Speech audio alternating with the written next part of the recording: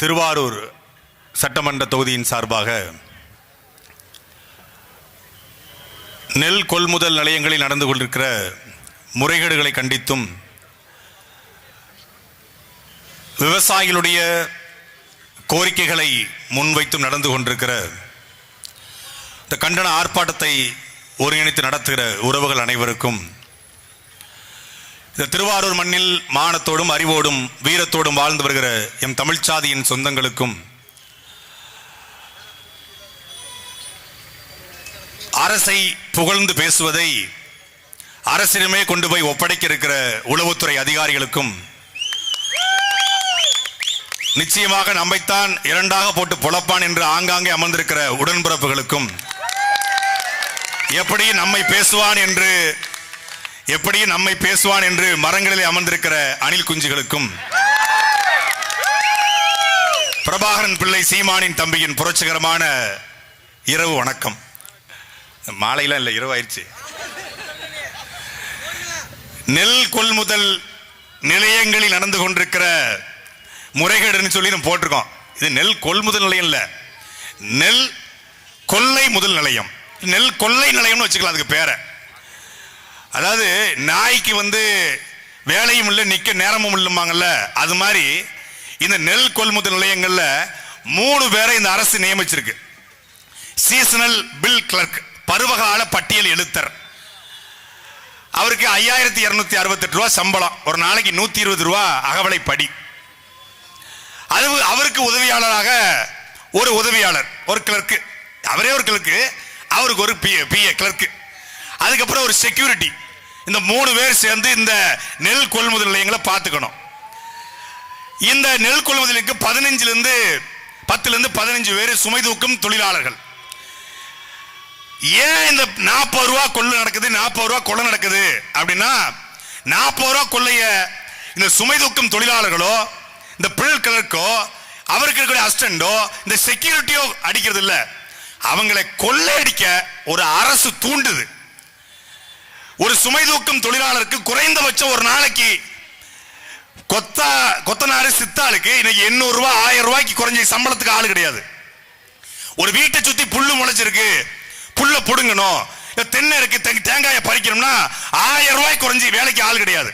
ஆனால் இந்த சுமை தூக்கும் தொழிலாளருக்கு மூட்டைக்கு இந்த அரசு கொடுக்கிற சம்பளம் 10 ரூபாய்.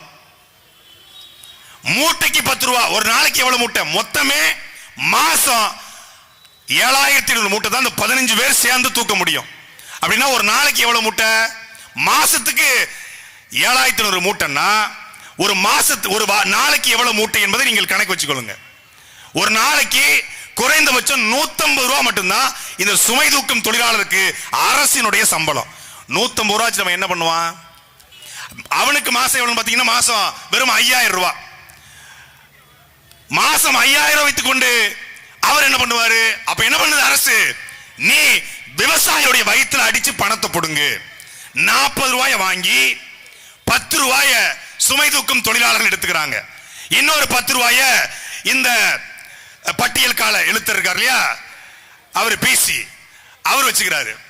அவரு அந்த செக்யூரிட்டி 3 பேர் பிரிச்சுக்கிறாங்க. மீதி 20 ரூபாய் எங்க போகுதுன்னா, திமுகவுடைய ஒன்றிய செயலாளர் புடுங்கி, திமுகவுடைய பேரூராட்சி செயலாளர் புடுங்கி, அப்புறம் இந்த ஊராட்சி மன்ற தலைவர் புடுங்கி. ஏன் புடுங்கினா, அவங்க புடுங்கிறதுனால இவங்க புடுங்கி, தப்பா எடுத்துக்காதீங்க. பணத்தை விவசாயிடம் புடுங்குவதால் இவர்கள் பேர் புடுங்கி, அப்படி பூண்டி கலைச்சணும் ஒரு புடுங்கி. தப்பா எடுத்துக்காதீங்க, தப்பா எடுத்துக்காதீங்க. புடுங்கினா நீங்க தப்பா எடுத்துக்காதீங்க. பணத்தை புடுங்குவதால் புடுங்கி. இப்ப நான் ஒரு புடுங்கி, நான் தினமும் ஒரு வீடியோ போட்டு புடுங்கிறதுனால நான் ஒரு புடுங்கின்னு சொல்லலாம். இந்த புடுங்கியெல்லாம் சேர்ந்து விவசாயிகிட்ட புடுங்கி என்ன புடுங்கி வச்சிருக்காங்கன்னா, 1,00,000 ஏக்கர் விவசாய நிலம் இன்னைக்கு தண்ணியில அழிஞ்சிருச்சு.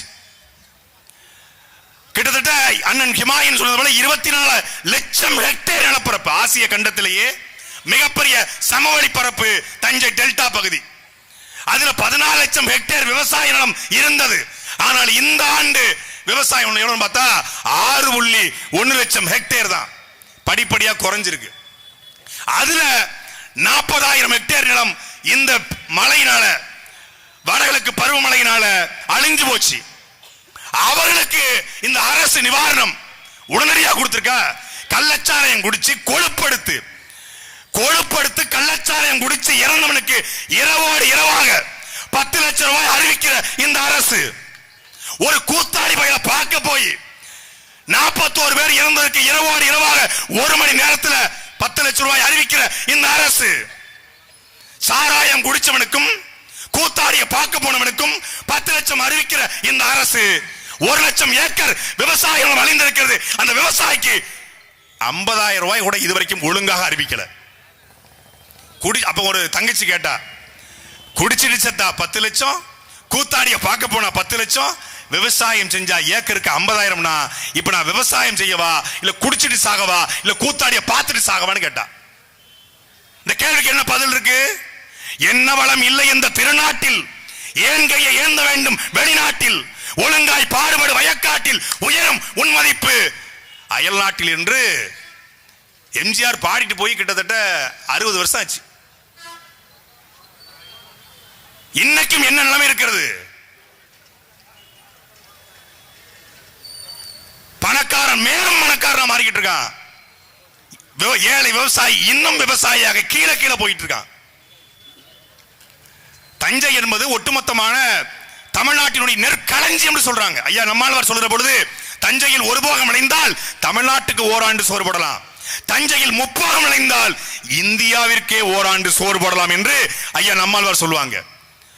அப்படி விவசாயம் செய்து நெல்லை மட்டுமே உற்பத்தி செய்யக்கூடிய விவசாயிகள் தஞ்சாவூர்ல மட்டும் தான் இருக்காங்க. இப்ப திருநெல்வேலினா மற்ற பயிர்கள் போடுவாங்க, மானாவாரி பயிர்கள். மதுரை போனீங்கன்னா வேற பணப்பயிர்கள் போடுவாங்க, கோயம்புத்தூர்னா பணப்பயிர் போடுவாங்க, விழுப்புரம் பெரம்பலூர் தன்னை பணப்பயிர்கள் போடுவாங்க. ஆனால் நெல்லை மட்டுமே உற்பத்தி செய்யக்கூடிய விவசாயி இருக்கிற ஒரே நிலப்பரப்பு இந்த தஞ்சை, திருவாரூர், நாகப்பட்டினம், மயிலாடுதுறை, இந்த டெல்டா மாவட்டம் மட்டும்தான். அவன் இல்லைன்னா சோறு இல்ல. ஆனா இங்க செருப்பு என்னைக்காவது நனைஞ்சிருந்துச்சு, செருப்பு தைக்கிற தொழிற்சாலையில செருப்பு நனைஞ்சிருந்துச்சு அப்படின்னு கேள்விப்பட்டிருக்கோமா? என்னைக்காவது துணி தைக்கும் தொழிற்சாலையில துணி நனைஞ்சு போச்சு மழையில கேள்விப்பட்டிருக்கோமா? இல்ல காலுக்கு இருப்புல கட்டுற பெல்ட்டோ, வாட்சோ, ஸ்மார்ட் வாட்சோ, இல்ல ஃபாக்ஸ்கான் நிறுவனத்துல ஒரு 1000 செல்போன் நனைஞ்சு போச்சுங்க அப்படின்னு கேள்விப்பட்டிருக்கோமா? காலில் போடுகிற செருப்பு நனையல மழையில, இடுப்புல போடுற பெல்ட் நனையல மழையில, உடம்புல போடுற சட்டை நனையல மழையில. ஆனால் உண்ணுகிற உணவு நெல்லு மழையில நனைஞ்சு போகுதுன்னா நீ என்னடா புடுங்கிட்டு இருக்க? ஐ மீன் நேரா பார்த்து கேட்கறேன்னு அவரை கேட்கறேன்னு நினைச்சிடாதீங்க, நான் பொதுவா கேட்கிறேன். என்ன புடுங்கிட்டு இருக்கீங்க? டாஸ்மாக் குடோனுக்கு மிகப்பெரிய ஹாஸ்பிட்டல் சீட்டு போட்டு 2 ஏக்கர்ல குடோனு டாஸ்மாக்கு. ஒரு பாட்டில் வீரன் குவார்டர் பாட்டிலோ மினி பாட்டிலோ பீரோ நனைஞ்சிச்சுங்க, 10 கேஸ் நனைஞ்சு போச்சுங்க. என்னைக்காவது ஏதாவது ஒரு செய்தி நான் படித்ததுண்டா, பார்த்ததுண்டா? ஆனால் இங்கே நெல் கொள்முதல் நிலையம் 311 நெல் கொள்முதல் நிலையம் இருக்கு டெல்டா மாவட்டத்தில். அந்த நெல் கொள்முதல் நிலையம் எந்த நிலைமையில இருக்கு? 2.2 ஏக்கர்ல 250 கோடியில சுடுகாடுங்க. சென்ட்ரலைஸ்ட் ஏசி போட்ட சுடுகாடு எங்கேயாவது பாத்திருக்கீங்களா? Centralised AC. ஏன்னா உள்ளுக்குள்ள இருக்கவருக்கு குழுகுலுன்னு ஆயிரம் இருக்கணுமா, செத்து போன பிறகும் குழுகுலுன்னு இருக்கணும்னு சொல்லி அது எலும்பு கூடு தான். எந்த எலும்பு கூடோ? எலும்பு கூடு குழுகுலுன்னு இருக்குன்னு சொல்லி சென்ட்ரலைஸ்ட் ஏசி.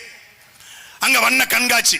2.2 ஏக்கர்ல 250 கோடியில சுடுகாடு கட்டியதுன்னு பத்தாதுன்னு சொல்லி, நினைவிடம் கட்டியது பத்தாதுன்னு இங்க திருக்கோயில 150 கோடியில கோட்டம், அங்க கலைஞர் கருணாநிதி பேர்ல பெரிய நூலகம் 150 கோடியில, ஜல்லிக்கட்டு மைதானம் 150 கோடியில, மதுரையில 150 கோடியில மிகப்பெரிய நூலகம்.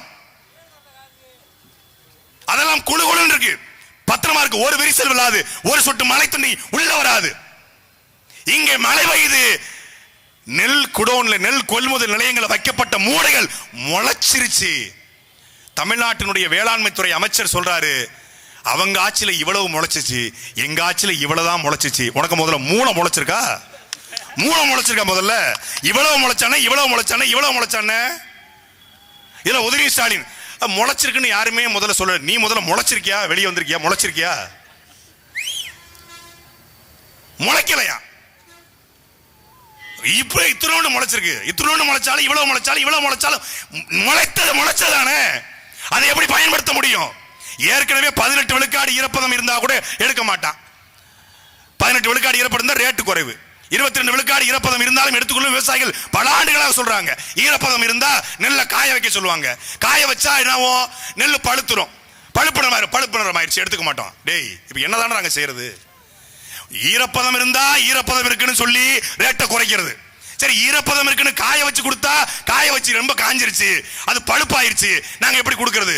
ஆமா, நீ அப்படியே அண்ணாச்சி கடையில் இருக்க மாதிரி பழன்னு ரேஷன் கடையில் போட்டுருவ பாரு. நெல்லை நாங்கள் நாத்து நடுறோம், அதே நாத்து, அதே உரம், அதே நெல்லு. விவசாயம் இருக்கிறோம். விவசாயம் அறுக்கும் போது பழுப்பு நிறம் இல்ல, விவசாயம் அறுக்கும் போது புழு இல்ல, பூச்சி இல்ல. ஆனா ரேஷன் கடையில புழு இல்லாம பூச்சி இல்லாம நீங்கள் ஒரு அரிசியை வாங்கி காட்டுங்க. இடையில என்ன நடக்குது? என்ன நடக்குது? இந்த நெல் கொள்முதல் நிலையங்கள்ல பாதுகாப்பற்ற முறையில் இந்த நெல்லை போட்டு வைப்பது விளைவு. சாப்பிடுறது என்ன? துர்கா ஸ்டாலினும் கிருத்திகா உதயநிதி ஸ்டாலினும் சாப்பிட போறாங்க? இல்ல சேகர் பாபு பொண்டாட்டியும் இல்ல ஏவாவளு பொண்டாட்டியும் சாப்பிட போறாங்களா? எங்க ஆத்தாப்பன் எவ்வளோ கிராமத்தான் தமிழ்நாட்டுடைய 2 கோடி 17 லட்சம் ரேஷன் கார்டுல 1.5 கோடி பேர் இந்த ரேஷன் கார்டுல அரிசி வாங்கி சாப்பிடுறான். எந்த எம்எல்ஏ பொண்டாட்டி, எந்த எம்பி பொண்டாட்டி, எந்த காமராஜர் நம்ம தாத்தா காமராஜர் இல்ல, அதிமுக இருந்த காமராஜ், அவர் பொண்டாட்டி சாப்பிட போறாங்களா? இல்ல. அவங்க எல்லாம் ரேஷன் கடைக்கு போக மாட்டாங்க. ரேஷன் கடையில் வாங்கி சாப்பிடுற எவனோ ஒருத்தன், எவனோ ஒரு தேவரோ நாடாரோ கோணரோ செட்டியோ முதலியோ பிள்ளையோ தேவேந்திரோ சாப்பிட போறான். எவனோ ஒரு தமிழன் சாப்பிட போறான். அவன் எப்படி சாப்பிட்டா என்ன என்ற மமதையில, திமிர்ல, ஆணவத்தை நெல்லை போட்டு வச்சிருக்கான். இதுல நம்ம ஐயா ஸ்டாலின் சொல்றாரு, நான் டெல்டாக்காரன். டெல்டாக்காரன் நீ உல்டாக்காரன். டெல்டாக்காரனா இருந்திருந்தால் கரூருக்கு ஓடி போய் நின்ற மரியாதைக்குரிய தமிழ்நாட்டு முதலமைச்சர் ஐயா ஸ்டாலின், அப்பா ஸ்டாலின் இங்க வந்திருக்கணும்ல. எத்தனை நாளாச்சு மழை பெஞ்சு? எத்தனை நாளாச்சு விவசாயிகள் தெருவுக்கு வந்து? இன்னைக்கு வரைக்கும் வெட்டி பார்க்கல. அவரால பிரச்சனை வரமாட்டாரு, வேற யாராவது பிரச்சனை வருவாரு. இதே அதிமுக ஆட்சியா இருக்கணும். ஏய், இதுவே நீ வந்து என்கிட்ட என் ஏரியாக்கு வா, நான் டைம் கீப்ப மாட்டேன், அங்க ரொம்ப உக்கிரமா இருப்பேன் பாருல வடிவேலு, வாடா ஏரியாக்கு வாடா அப்படிங்கிற மாதிரி, வாடா எதிர்கட்சியா வாடா அப்படிங்கிற மாதிரி எதிர்கட்சி தலைவர் மட்டும் மரியாதைக்குரிய ஐயா ஸ்டாலின் அவர்கள் இருந்திருப்பாருனா நான் ஆக அந்த வகையில் நான் பிறந்த திருவாரூர் பட்டியல ஆக நான் கேட்கிறேன், இங்க விவசாயிகளை பார்த்தா உங்களுக்கு கேவலமா இருக்கா? உங்களுக்கு அசிங்கமா இருக்கா? உங்களுக்கு அவமானமா இருக்கா? அடக்குமுறை ஏவரிகளா, ஒடுக்குமுறை ஏவரிகளா? எடப்பாடி நீங்க பதவி உலகளோ ஆக அந்த வகையில கடந்து சிடி சக்கர சித்தப்பா ஏற்றது நக்கப்பா அப்படின்னு இருப்பாரு.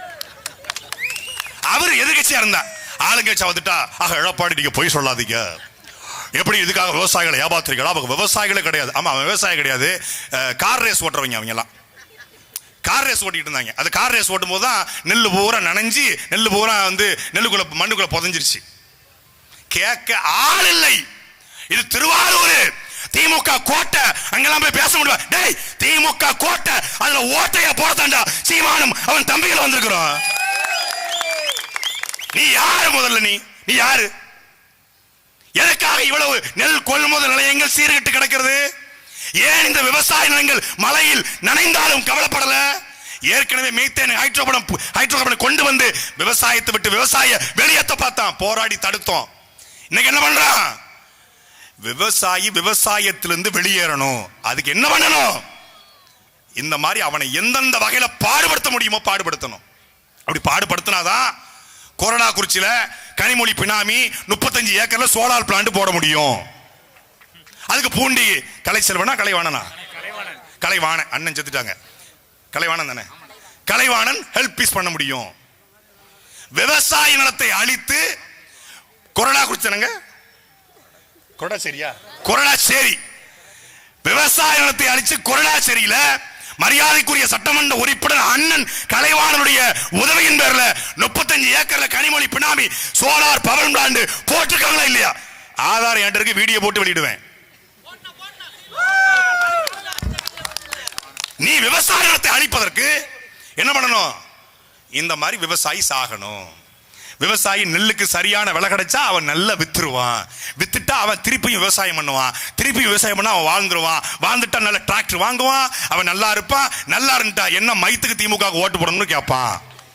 அவ யார் விவசாயத்தை தூக்கி பிடிக்கிறாங்களோ, யார் வந்தால் விவசாயம் அரசு வேலையாக மாற்றப்படுமோ, யார் வந்தால் இயற்கை விவசாயத்தை ஊற்றுவிப்பானோ, எவன் நம்மாழ்வாரை தூக்கி பிடிக்கிறானோ, எவன் விவசாய சின்னத்தை தூக்கி பிடிக்கிறானோ அவன் பக்கம் நிற்பான். அவன் நிக்க கூடாது. என்ன பண்ணணும்? சாகணும். மானியம், போனஸ், இந்த இலவசம் அப்படி கையேந்தியே நிக்கணும், பிச்சையாடி நிக்கணும். அதுக்கு தானே இந்த வேலை.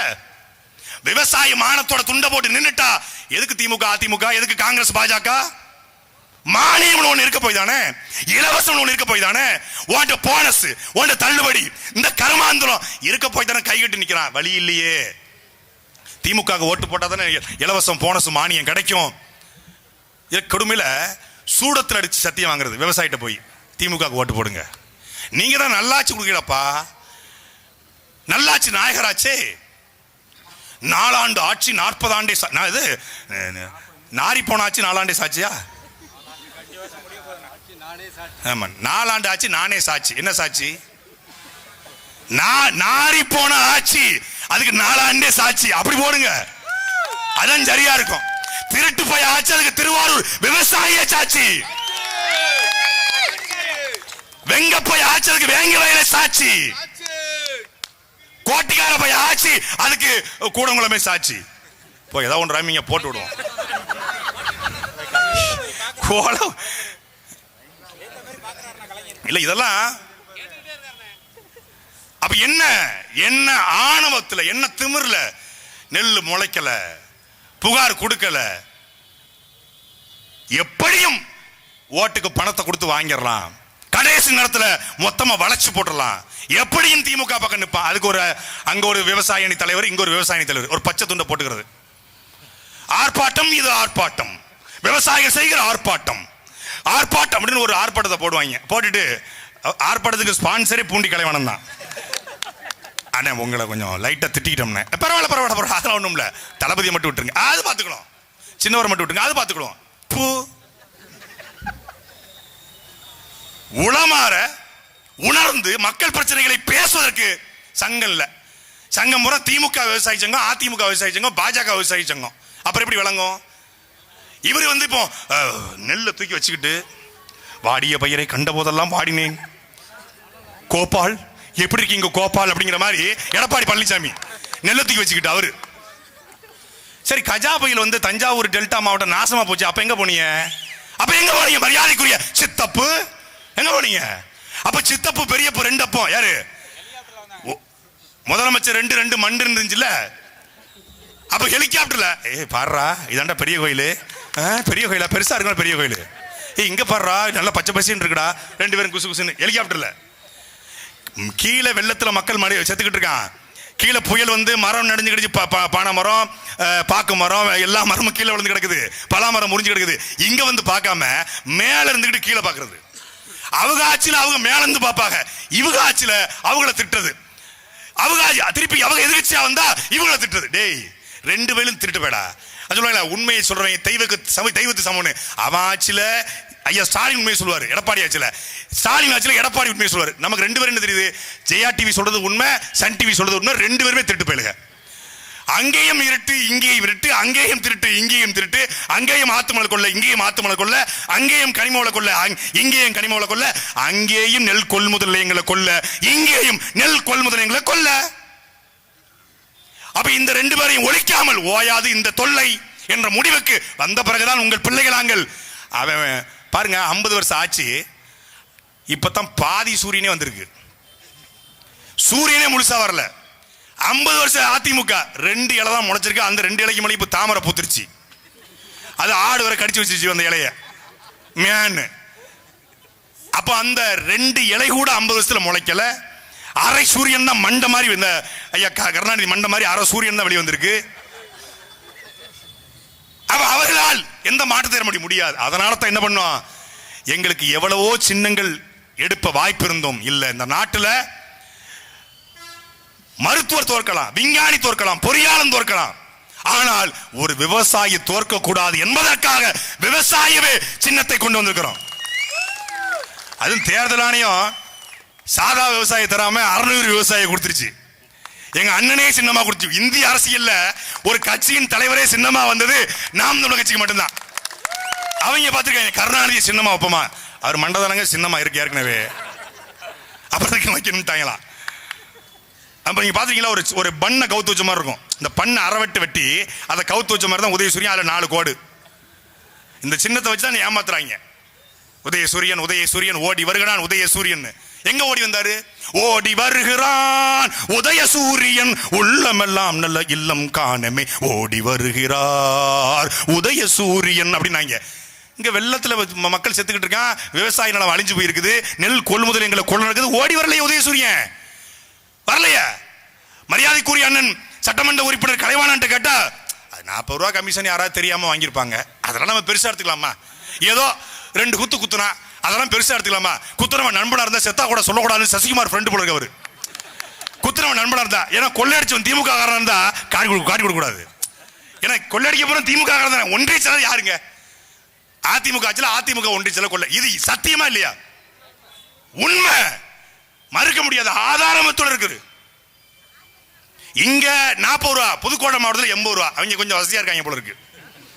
அங்க 80 ரூபா ஒவ்வொருவருக்கும் கப்பம். ஏன்னா உங்க மனசுல என்ன குறுநில மன்னர் நினைப்பாடா? சிவப்பு கருப்பு சிவப்பு வேட்டியை கட்டிட்டா நீங்க என்ன பெரிய மன்னர்களா? உங்களை ஏத்து எவனும் கேள்வி கேட்க மாட்டான் அப்படின்னு நினைக்காதீங்க. ஆம்பளைகள் இந்த ஊர்ல இருக்கமுடா, மான தமிழர்கள் சீமான் தம்பிகள் நாங்கள் இருக்கிறோம். எவனும் கேட்க மாட்டாங்களே. யார் கேட்டுவா? நம்ம ஆட்சி எத்தனை காலத்துக்கு? எவ்வளவு பெரிய சாம்ராஜ்யம், சோழ சாம்ராஜ்யம் வீழ்ந்திருக்கிறது, குவாலிய சாம்ராஜ்யம் வீழ்ந்திருக்கிறது, முகலாய சாம்ராஜ்யம் வீழ்ந்திருக்கிறது, மைசூர் சாம்ராஜ்யம் வீழ்ந்திருக்கிறது, திருவிதாங்கூர் சமஸ்தானம் வீழ்ந்திருக்கிறது, மிகப்பெரிய சமஸ்தானங்களும் இந்த நாட்டில் வீழ்ந்திருக்கிறது. நேபாளத்தில் நல்லாட்சி கொடுத்துன்னு சொல்லிட்டு இருந்தான், வீழ்ந்துட்டான். இலங்கையில நான் ஈழத்தமிழர்களை கொண்டளித்து விட்டேன் என்று கொக்கரித்த ராஜபக்சே விழுந்துட்டான். நீ எம்மாத்திரம் எத்தனை காலத்துக்கு இந்த கொள்ளையடிப்ப? கொள்ளையடிச்சு என்ன பண்ணுவ? என்ன பண்ணிடுவ? பணத்தை பூரா அள்ளி தின்றுவியா? அதிகபட்சம் ஒரு ரூம்ல தான் படுக்க முடியும். 9 மணிக்கு ஒரு ஏசி ரூமு, 10 மணிக்கு ஒரு ரூமு, 12 மணிக்கு ஒரு ரூமு, அப்படி படுக்க முடியுமா? 10 ரூம் கட்டி வச்சு 10 ரூம்லையும் 10 ஹவர்ஸ் தூங்க முடியுமா? ஒரு ரூம் தான் தூங்க, ஒரு பெட்டு தான், ஒரு பெட்ஷீட் தான் போத்த முடியும். 20 பெட்ஷீட்டை போத்தனா வெந்து செத்து போயிருவேன். 10 பெட்டு அடிக்கி போட்டா கூட கீழே விழுந்து செத்து போயிருவேன். 4 சப்பாத்தி, அதுவும் சுகர் வந்துடும் பல பேருக்கு. திமுக காரங்களுக்கு 60 வயசுக்கு முன்னாடி சுகர் பேஷண்ட். 3 சப்பாத்தி 2 சப்பாத்தி இரவு 7 மணிக்கு சாப்பாடு கிடையாது, காய்கறி முட்டை அவிச்ச முட்டை தான், சோழி முடிஞ்சு. இதுக்கு தான் இந்த கொள்ளையா? மெட்ஃபார்மின் போட்டுக்கிறோம், கிளிமிபேட் போட்டுக்கிறோம், டெல்மிசெட்டான் போட்டு தான் பல பேர் ஓடிக்கிட்டு இருக்கான். மருந்து மாத்திரை பிபி சுகர் வந்து மருந்து மாத்திரை ஓடுற கொள்ளையா கொள்ளையடிக்கிறீங்க. இது அதிகாரிகள், அந்த விஏஓ, தாசில்தார், ஆர்ஐ, அரசு சம்பளம் கொடுக்குது. ஒரு விவசாயி போய் அடங்கல் வாங்கணுங்க. இந்த இவர் 2 ஏக்கர் நிலம் வச்சிருக்காரு, சுப்பையா மகன், இவர் 2 ஏக்கர் வச்சிருக்காரு. 2 ஏக்கர்ல ஒரு விவசாயம் பண்ணிருக்காரு, நெல் மூட்டையில அறுத்திருக்காரு அப்படின்னு சொல்லி அடங்கல் வாங்க விஏஓட்ட போய் சான்றிதழ். இந்த அடங்கலுக்கு அவனுக்கு 500 ரூபா. அந்த 500 ரூபாய் கொடுத்தா அவர் அடங்கல் கையில கையெழுத்து போடுற. இல்லை அவர் பிகு பண்ணிக்குவார். என்ன நெல் இல்லையா, 2 ஏக்கர் இல்லையா, 1.85 ஏக்கர் மாதிரி இருக்க, இல்லை வரப்பு கொஞ்சம் கோணலா இருக்க, உங்க இடம் தானே, உங்க அப்பா பேர் சுப்பையா தானா, இல்லை நீங்க வந்து உங்க அப்பா பேர் கண்ணையாம்பூர்ல போட்டிருக்கு சர்டிபிகேட்லன்னு 1000 கேள்வி காட்டு. அவன் ஐயா சாமி இந்த 1000 ரூபா வச்சுக்க அடங்கலை கொடுத்து வாங்கிட்டு போயிடுவான். அப்புறம் அந்த அடங்கலை கொண்டு போய் நெல் கொள்முதலில் ஏற்றி அப்புறம் அந்த பிசிக்கு காசு கொடுத்து அப்புறம் சுமை தூக்கு காசு கொடுத்து, எத்தனை பேருக்குடா இப்படி காசு கொடுத்து என்ன வந்து சேரும்? வட்டிக்கு வாங்கிய பணத்திற்கு வட்டி கட்ட முடியாமல் விவசாயி தற்கொலை பண்ணி சாகுறான். உங்கள் ஆட்சியில வட்டிக்கு வாங்கின பணத்துக்கு வட்டி தான் கட்ட முடியுது. வட்டி கொடுக்க யாருன்னு பார்த்தா அதுவும் திமுக காரன். அவன்கிட்டே வட்டிக்கு வாங்கி உழைச்சி வட்டியை கொடுத்துட்டு இவன் தூக்குல தொங்குறான். எந்த விவசாயியாவது பாத்திருக்கீங்களா ஃபார்ச்சுனர் கார்ல போய்? எந்த விவசாயியாவது பொலேரோ கார்ல போய் பாத்திருக்கீங்களா? விவசாய முதலாளி போவார், 500 ஏக்கர் 1000 ஏக்கர் வச்சிருக்கிற. எந்த இன்னைக்கு கூலி வேலை செய்கிற அத்தனை பட்டி நிலம் இருந்தது, என் நிலத்தை நீ பறிச்ச 12 லட்சம் ஏக்கர் பஞ்சமின் நிலம் மட்டும் எங்க இடத்துல இருந்திருந்தா நாங்க ஏண்டா உன்ட கையேந்தி நிக்க போறோம்? 12 லட்சம் ஏக்கர் பஞ்சம் நிலத்தை பறிச்சவன் இந்த திராவிட கட்சியினுடைய திருட்டு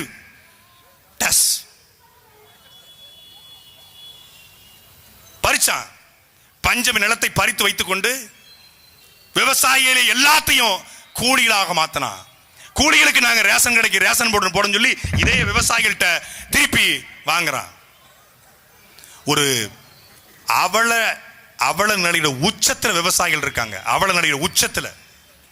இப்போது அவர்களை தற்காத்துக் கொள்ளவில்லை என்றால், காக்கவில்லை என்றால், தஞ்சாவூர்ல விவசாயின்னு ஒண்ணு நடந்துச்சு.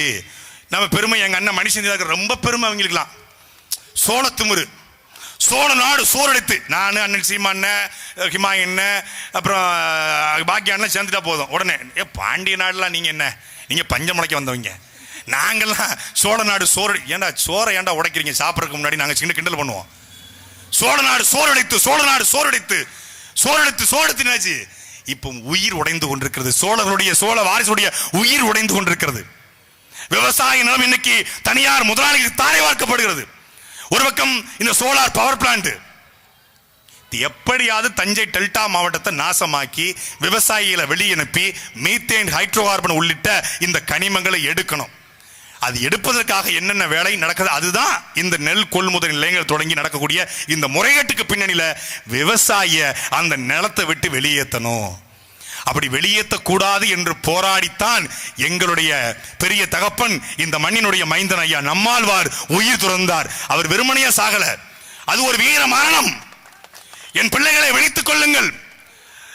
அடுத்த தலைமுறைக்கு இந்த நெல்லை கடத்தணும். உலகத்துல எல்லா நாடுகளிலும் இன்னைக்கு அரிசி இருக்கிறது. ஆனா அந்த அரிசியினுடைய மூலம் எங்கே இருக்கு என்று பார்த்தால் நம்மளுடைய தமிழ்நாடு, அதுவும் தஞ்சை பகுதியில் தான் அந்த மூலம் இருக்கிறது. இங்கிருந்தா உலகத்திற்கு ஏற்றுமதி செய்யப்பட்டுச்சு. உலகத்திற்கே நெல்லை கொடுத்த, உணவை கொடுத்த ஒரு பெரும் சமூகம் இந்த தஞ்சை விவசாயிகள், திருவாரூர் விவசாயிகள். அவர்கள் அழிவின் விளிம்பி நிற்கிறாங்க. அப்ப அவர்களை காப்பாற்றுகிற கடைசி வாய்ப்பு என்ன? நீங்க எத்தனை ஆர்ப்பாட்டம் நடத்தினாலும், எத்தனை போராட்டம் நடத்தினாலும், அதுல எங்க ஐயா ஒருத்தர் இருக்காரு, டெல்லியில போய் நிர்வாணமா படுத்து கிடந்தாரு. இப்ப எங்க இருக்காருன்னு தெரியல. அப்புறம் மண்டவோட களத்துல போடுறது. தமிழர் என்ற இனம் உண்டு, தனித்தே அவருக்கு ஒரு குணம் உண்டு, வீணமும் மானம் அவருக்கு உயிரென்று என்று போட்டுகிற இனத்தை டெல்லியில போய் நீ நிர்வாணமா இல்ல, நீ தலையிலிருந்து தண்ணி குடிச்சாலும், ஐயா ஸ்டாலின் தண்ணிக்கு கிழந்து தலையை குடிச்சாலும் என்ன பண்ணாலும் அவன் கண்டுக்க மாட்டான், கண்டுக்க மாட்டான். பாஜக கண்டுகொள்ளுமா? பாஜக என்னைக்காவது விவசாயிகள் பக்கம் நிக்குமா? அவனுக்கு கார்பரேட் முதலாளி பக்கம் நிற்பான், அதானி பக்கம், அம்பானி பக்கம் நிற்பான். அவன் எப்படி உங்க பக்கம் நிற்பான்? பாஜக விவசாய சங்கம், அதிமுக விவசாய சங்கம், திமுக விவசாய சங்கம் இருந்து என்ன பயன்? ஒரு பயனும் இல்லை. ஒரு மாற்றம், ஒரே ஒரு மாற்றம், ஒரு வாக்கு. நீங்க போட வேண்டாம், சட்டமன்றத்தை ஒழுக்கி போடும் உங்கள் பிள்ளைகள். இந்த மண்ணினுடைய மகளை, எங்கள் அக்காவை வேட்பாளராக இந்த நிலத்தில் களத்தில் இறக்குறோம். படித்தவளை,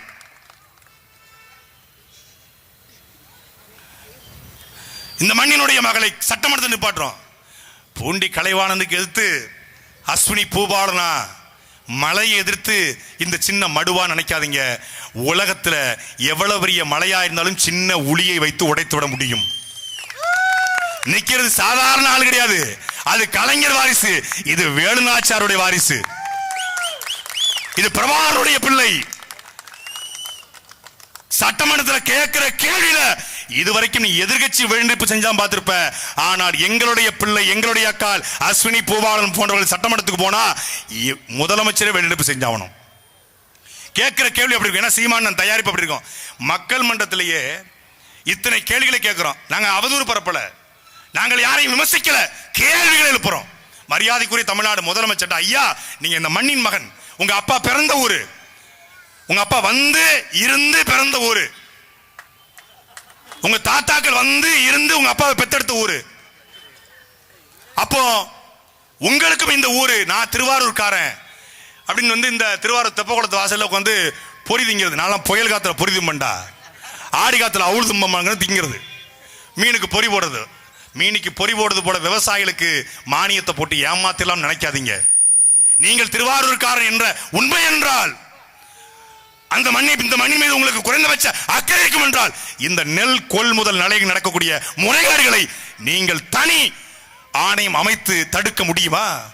கரூருக்கு அருணா ஜெகதீசன் ஆணையம் அமைத்தது போல இந்த நெல் கொள்முதல் நிலையத்தில் நடக்கக்கூடிய ஊழலுக்கு நீங்கள் உண்மையிலேயே நீங்கள் விவசாய மகனாக இருந்திருந்தால், உண்மையிலே விவசாயத்தை நீங்கள் நேசித்தால், விவசாயிகள் உங்களுக்கு ஓட்டு போட்டு அந்த ஓட்டிலே நீங்கள் முதலமைச்சராக மாறியது உண்மை என்றால் ஒரு ஆணையம் அமைங்க. எவ்வளவு முறைகேடு நடந்திருக்கு. அண்ணன் கலைவான ஸ்டேட்மெண்ட் கொடுத்தாரு, வாக்குமூலமே கொடுத்தாரு, ஆமா நடக்குதுன்ட்டாரு. அப்ப அவர் ஆணையம் அமைங்க. நீதிமன்றத்தில் நீங்க வழக்கு போடுங்க. நீங்க கரப்ஷன் இல்லாத கரத்துக்கு சொந்தக்காரருங்க. No corruption, no collection, no commission. நீங்க ரொம்ப உத்தமர் தான், நீங்க நியாயஸ்தர் தான். உங்களுக்கு சொந்தமா கார் கூட கிடையாது. இந்தியாவிலே கார் இல்லாத ஒரு முதலமைச்சர் நீங்க தான். தேர்தல் தேர்தல் வேட்பாளர் செலுத்தக்கூடிய அந்த அபிடவிட்ல நீங்க சொல்றீங்க கார் இல்லைன்னு சொல்லி. ஆனா உங்க பேரன் இன்பநிதி ஸ்டாலினுக்கு 2.5 கோடி ரூபாய்க்கு கார் வாங்க காசு இருக்கு. அது எப்படின்னு தெரியல. எனக்கும் 7 வயசாகுது. நாங்களும் தாண்டா கலரா இருக்குங்கிற மாதிரி நானும் தான் 20 வருஷமா வேலை பார்த்துக்கிட்டு இருக்கேன். ஒரு காருக்கு லோனை கட்டி முடிக்க முடியல, அதுக்குள்ள 7 ஆக்சிடென்ட் ஆகுது. அந்த காரு இன்சூரன்ஸ் போட்டே முடிஞ்சு போகுது. ஆனா 2.5 கோடியில கார் வாங்குற அளவுக்கு ஒரு 22 வயசு பையன் உங்க வீட்டில் இருக்கும்போது எனக்கு ரொம்ப பெருமையா இருக்கு. தமிழ்நாட்டு இளைஞர்களுக்கு ஒரு முன்மாதிரியா இருக்காப்ல, ரொம்ப நல்லா இருக்காப்ல. அப்போ அப்படி கார் கூட இல்லாத ஒரு முதலமைச்சர் நீங்க நியாயஸ்தன். இங்க நடக்குதுல ஊழல், இதை தட்டி கேட்க வேண்டியதானே? மாட்டீங்க. ஏன்னா கமிஷன் தலைமை வரைக்கும் போகுது. இங்க தொட்டா டிஸ்டர்ப் ஆகும், தொட மாட்டாங்க. எல்லாம் ஊழல், எல்லாம் லஞ்சம். இதை மாற்றம் சொல்லிட்டு ஒருத்தர் வந்திருக்காரு. இதை மாத்த போறேன் நானு. எப்படி மாத்த போறாரு? ஒரு சின்ன பிரச்சனைக்கு 30 நாளா, சின்ன பிரச்சனை ஒரு 30 நாளா தாயாரே தாயாரே தாயாரே தாயாரேன்னு அடிச்சாங்க. 30 நாள் தலைமுறை ஆயிட்டாங்க. ஒரு கட்சியில பிரச்சனைனா கட்சி பொறுப்பாளர் தலைமுறை ஆகலாம். ஒரு கட்சியே தலைமுறைவாகி நான் இப்பதான் வாழ்க்கையில் கேள்விப்பட்டிருக்கேன். ஒரு கட்சியே தலைமறைவு. இப்பதான் 30 நாள் கழிச்சு மகாபலிபுரத்துக்கு வர வச்சு. நான் கூட போன மாசம் எங்க பெரியம்மா இறந்து போச்சு. எங்க அண்ணன் சொல்லிட்டேன், அண்ணா நீ பெரியப்பா, உன் மனைவி, உன் பிள்ளைகள் எல்லாரும் திருச்சியில நான் கண்ணப்பால ரூம் போட்டிருக்கேன், வந்து என்கிட்ட ஆறுதல் வாங்கிட்டு போங்க. என்னடா சொல்ற?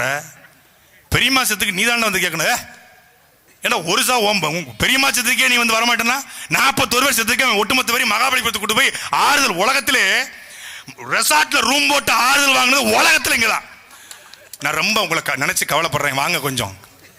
அவரு வடிவேல் ஒரு படத்தை சொல்ல, மருதமலை படத்துல, ஏய் கிராதகா கல்லஞ்சக்காரா, அவன் கண்ணீரால் அவன் தாய் காலை கழுவ வேண்டியிருக்கும், கட்டி பிடிச்சி கதற வேண்டியிருக்கும், கைவிலங்க அவுத்து விடாம.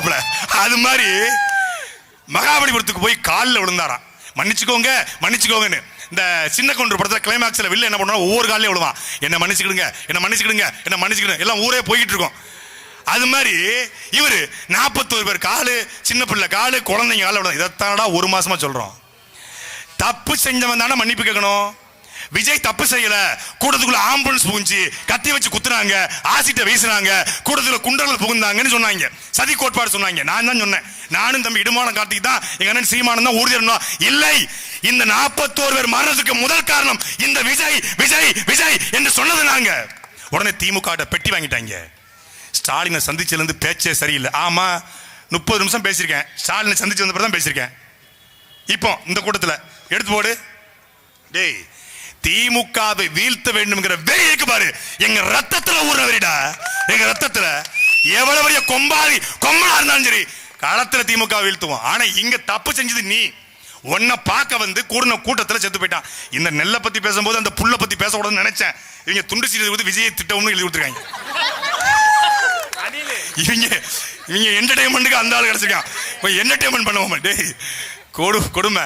அப்போ அந்த மாதிரியான பதர்கள் பக்கம் நீங்க நிக்க போறீங்களா, இல்லை உண்மையிலே விவசாயியின் பக்கம் நிக்கிற உங்கள் பிள்ளைகள் பக்கம் நீங்க நிக்க போறீங்களா என்பதை மான தமிழர்கள், திருவாரூர் மண்ணிலே வாழக்கூடிய மான தமிழர்கள் நீங்கள் சிந்திக்கணும். நாங்கள் பேசுவது நாம் தமிழர் கட்சியிலுடைய பொறுப்பாளர்கள்ல, இந்த மண்ணிலே வாழக்கூடிய விவசாயிகளுக்காக. உழைச்சு உழைச்சு ஓடா தேஞ்சி சும்மா கிடந்த நிலத்தை கொத்தி சோம்பல் இல்லாம ஏர்பிடிச்சு கம்மா கரையை ஒசத்தி கட்டி கரும்பு கரையில் வாய்க்கா நட்டு சம்பா நெல்ல விதைச்சு கொட்டி